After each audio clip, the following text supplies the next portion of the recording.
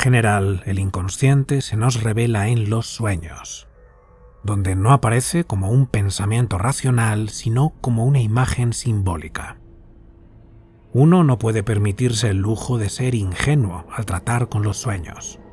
Se originan en un espíritu que no es del todo humano, sino más bien un soplo de la naturaleza, el espíritu de una diosa tan bella y generosa como cruel.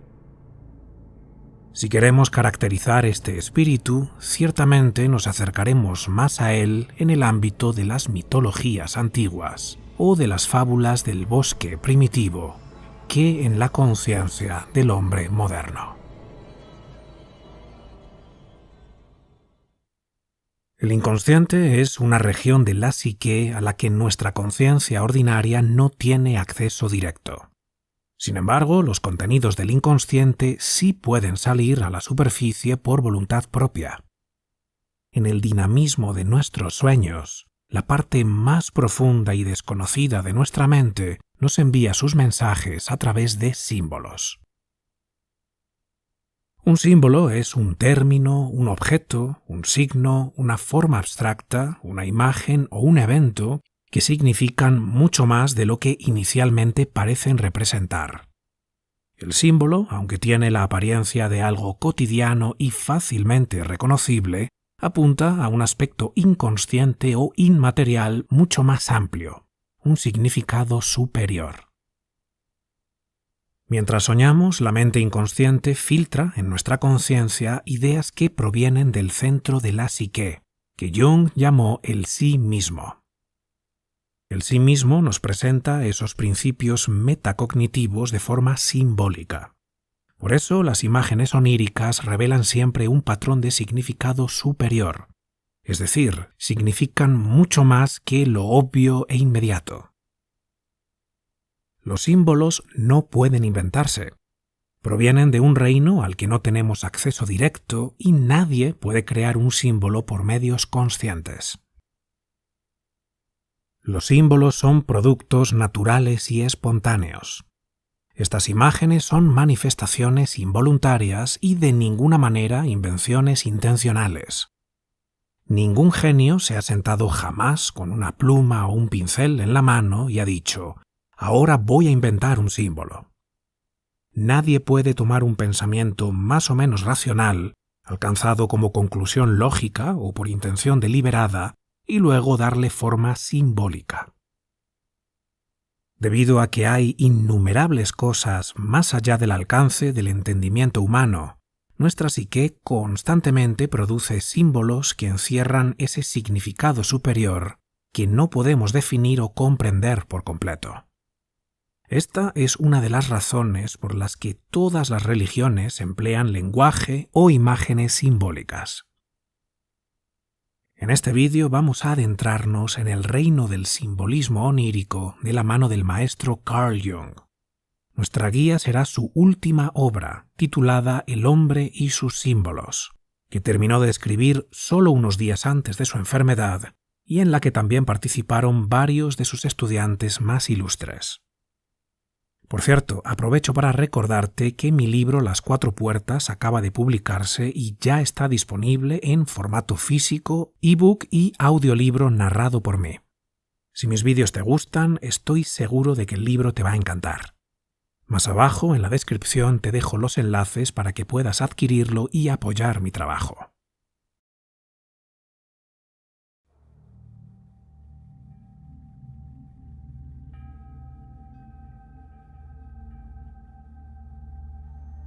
Simbolismo. Esta era la visión del mundo que poseían los hombres arcaicos. Para ellos, todo lo que sucedía era el reflejo de una verdad superior y su anhelo principal era la comprensión del significado espiritual de sus vivencias. Cuando las imágenes simbólicas brotaban desde el inconsciente, la mente consciente podía integrarlas en un patrón psíquico coherente que después convertían en narrativas.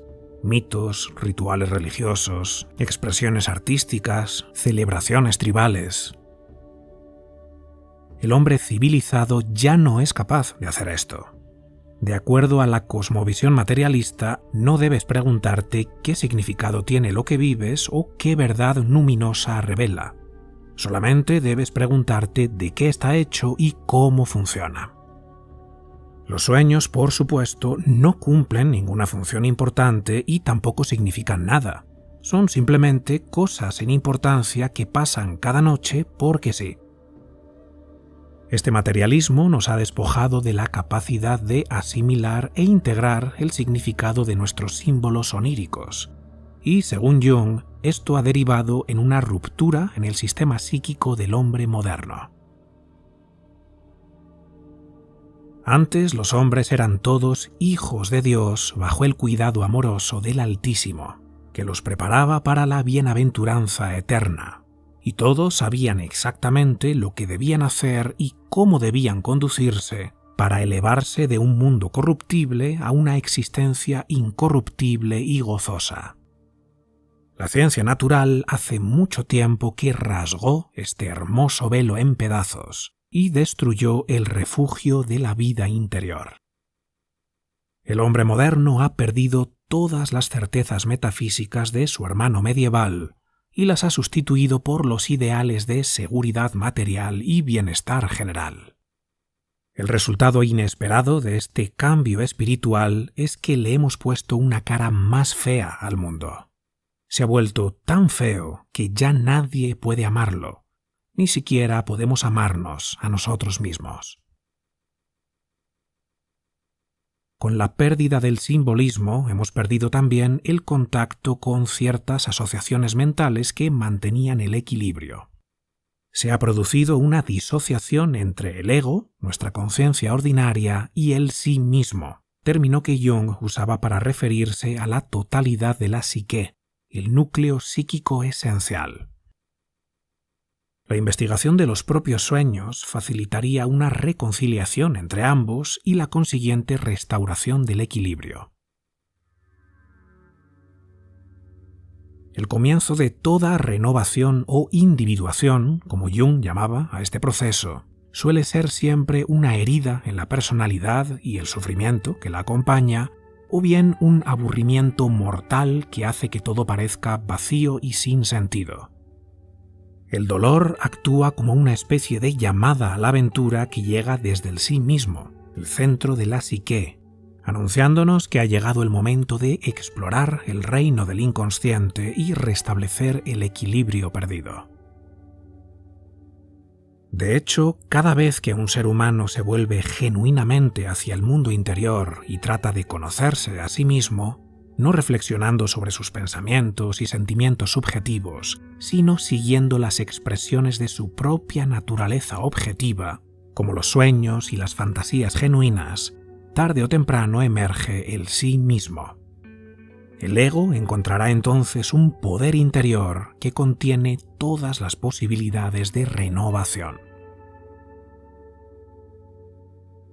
Muchos mitos y cuentos de hadas describen simbólicamente esta dolorosa etapa inicial en el proceso de individuación como un peligro que aparece repentinamente e instaura el caos.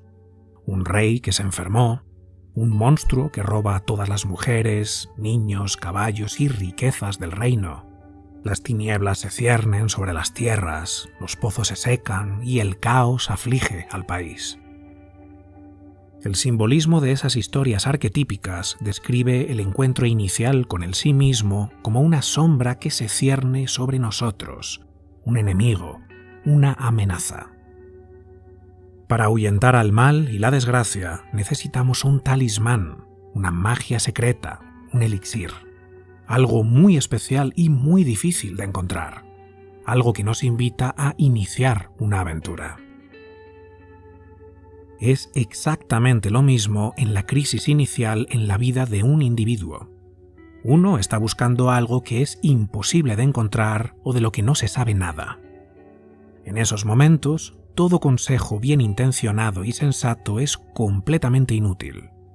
Solo hay una cosa que parece funcionar, y eso es girar directamente hacia la oscuridad que se acerca, sin prejuicios y con total ingenuidad, y tratar de averiguar cuál es su objetivo secreto y lo que quiere de ti. el propósito oculto de la oscuridad que se avecina es generalmente algo tan inusual, tan único e inesperado, que por regla general uno puede descubrir cuál es solamente por medio de sueños y fantasías que brotan del inconsciente. Si uno enfoca la atención en el inconsciente sin suposiciones precipitadas o rechazo emocional, a menudo se abre paso un flujo de imágenes simbólicas útiles. Pero no siempre. A veces ofrece primero una serie de comprensiones dolorosas de lo que está mal con uno mismo y con las actitudes conscientes de uno. Entonces uno debe comenzar el proceso tragando todo tipo de verdades amargas. Los símbolos de los sueños invitan siempre a la integración de fuerzas vitales valiosas que nos pertenecen, pero que habían sido reprimidas y por lo tanto quedaron fuera de nuestro alcance. Si queremos avanzar en el camino de la individuación, esas fuerzas deben ser rescatadas y asimiladas conscientemente.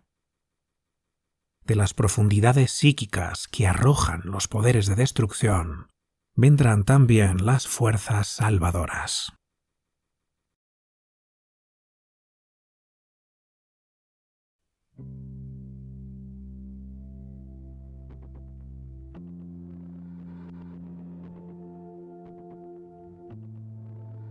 La función general de los sueños es tratar de restaurar nuestro equilibrio psicológico produciendo material onírico que restablece, de manera sutil, el balance psíquico total.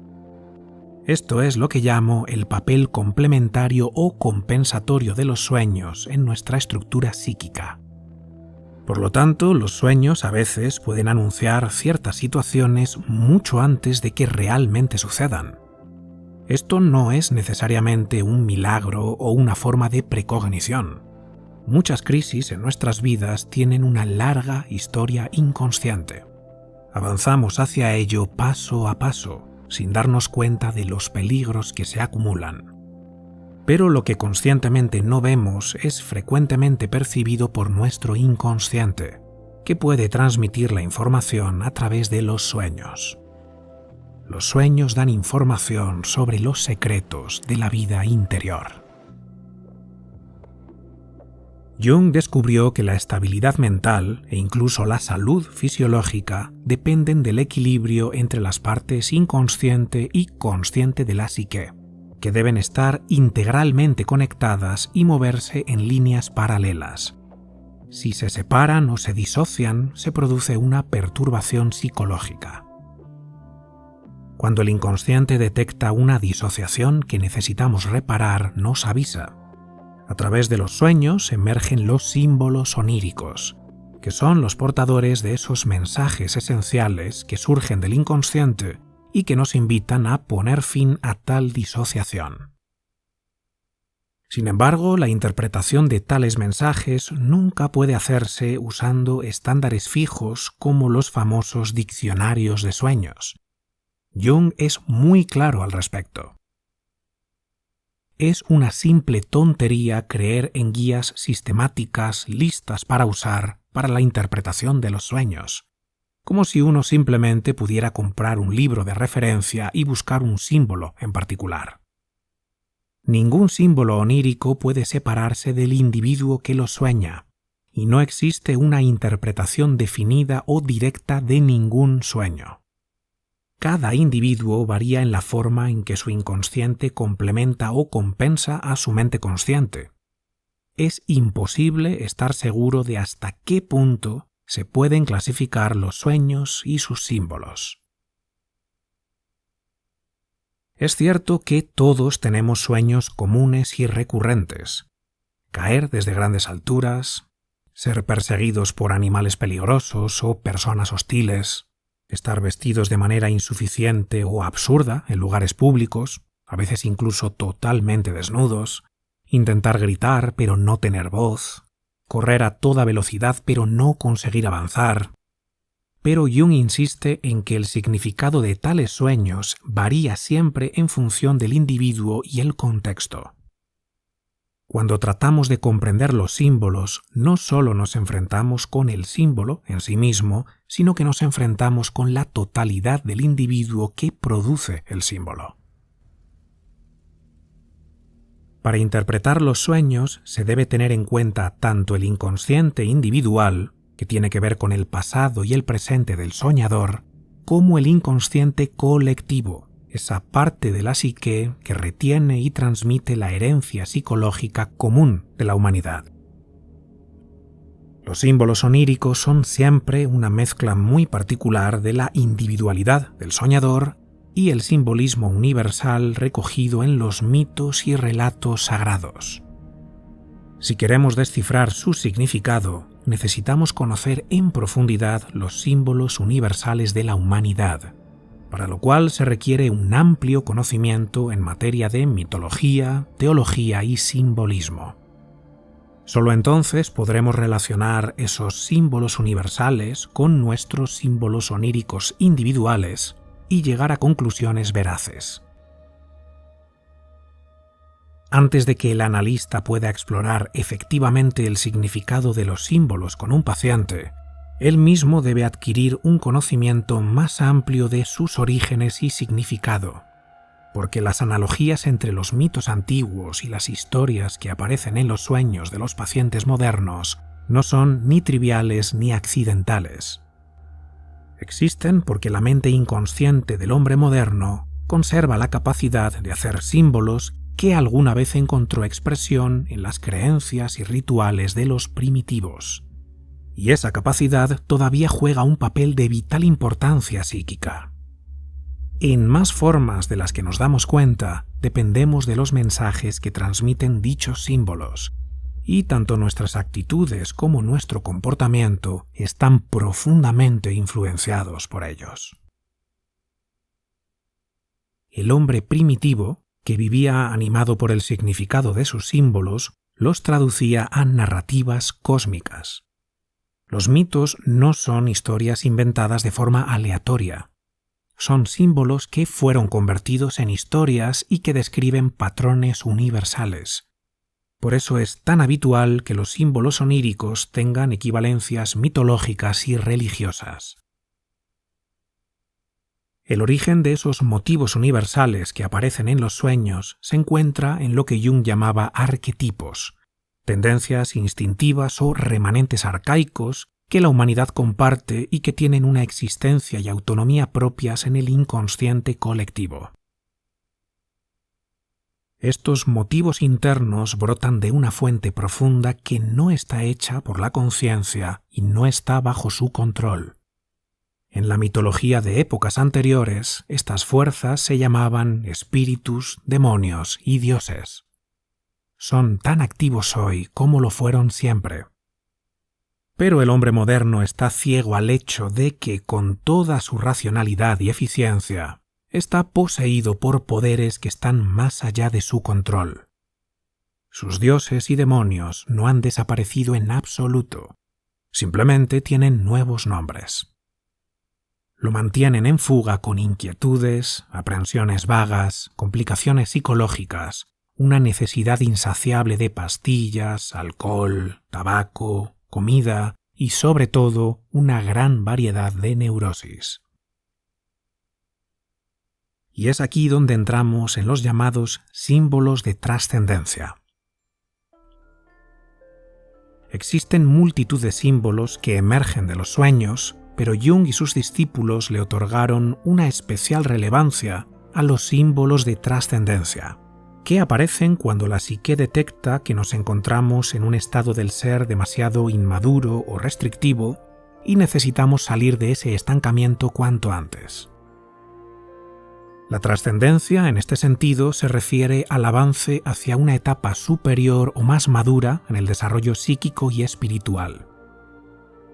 Cuando los símbolos de trascendencia aparecen en los sueños, nos avisan de esa necesidad de plena realización del potencial del yo individual. Y el que seguramente sea el símbolo de trascendencia más habitual es la figura del héroe.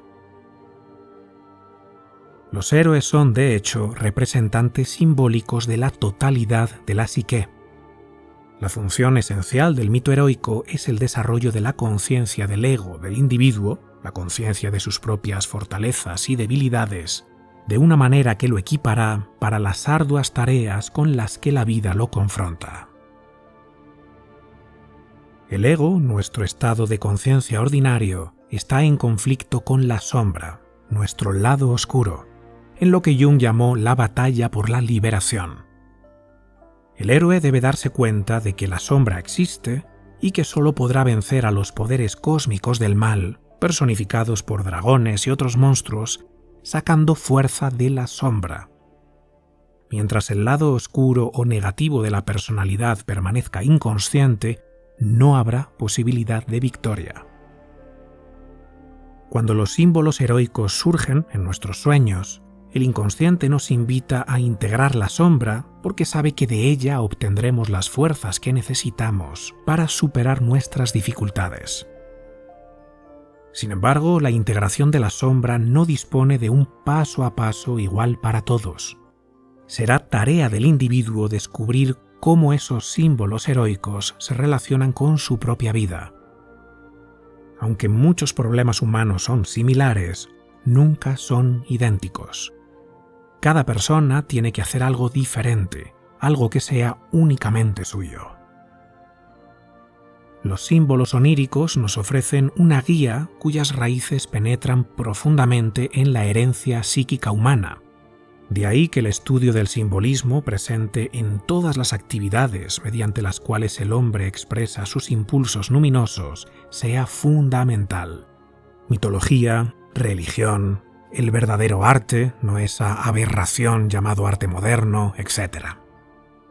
Pero esos símbolos universales nunca nos dirán exactamente qué tenemos que hacer, qué tarea específica nos corresponde llevar a cabo para restablecer el equilibrio psíquico y avanzar hacia la individuación.